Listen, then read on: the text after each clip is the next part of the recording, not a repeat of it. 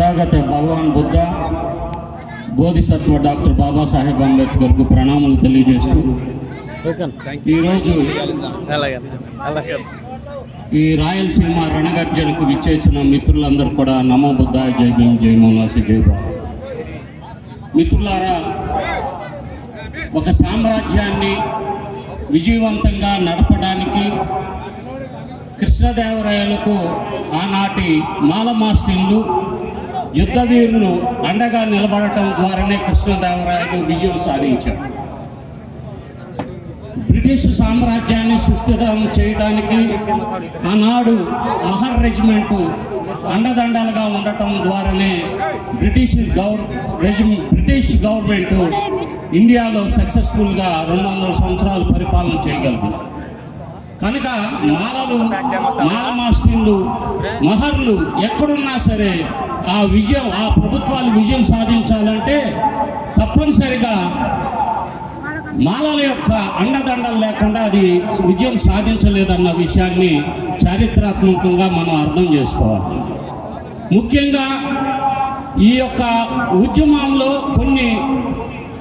ఎప్పుడు ఆంధ్రప్రదేశ్లో ఎవరు ఇవ్వని సమాచారాన్ని 2 నిమిషాల్లో మీకు తెలియజేయాలని నేను భావిస్తున్నాను. 1 మ్యాన్ కమిషన్ ఆంధ్రప్రదేశ్లో ఏర్పాటు చేసిబడిన తర్వాత ఎంప్లాయీస్ డేటాని కలెక్ట్ చేస్తున్నారు.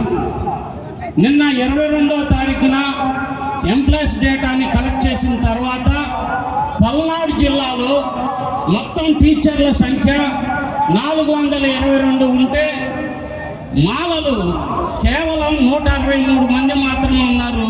మాదిగలు 259 ఉన్నారు. ఒక్క టీచర్స్లో పల్నాడులో మాదిగలు 259 ఉంటే మాలలు కేవలం 163 మంది మాత్రమే ఉన్నారు. హెల్త్ డిపార్ట్మెంట్లో పల్నాడు జిల్లాలోనే మాలలు 92, మాదిగలు 86 ఉన్నారు. అంటే కేవలం 6 మాత్రమే ఎక్కువ ఉన్నారు. ఇలాంటి డేటా మాలల సంఖ్యను, ఉద్యోగుల సంఖ్యను ఎక్కువగా చూపించడానికి ప్రయత్నాలు జరుగుతున్నాయి. 20 లక్షల మాలల జనాభాని తక్కువగా చూపించడానికి ఈ ప్రభుత్వాలు 1 మ్యాన్ కమిషన్ ద్వారా 1991 నుండి 2011 సెన్సెస్ వరకు 20 లక్షల మాల జనాభాని తక్కువగా చూపించి మన యొక్క ప్రాతినిధ్యాన్ని అడ్డుకుంటానికి మనువాదులు పెద్ద కుట్ర పంతున్నారు.